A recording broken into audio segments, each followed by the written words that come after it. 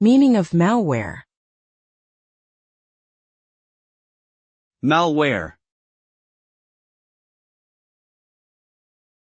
Malware. Noun. Definitions. 1. Software that is designed to harm or exploit a computer system, typically by secretly installing itself and allowing unauthorized access or use. 2. A type of malicious software such as a virus, worm, or Trojan that is designed to harm or exploit a computer system.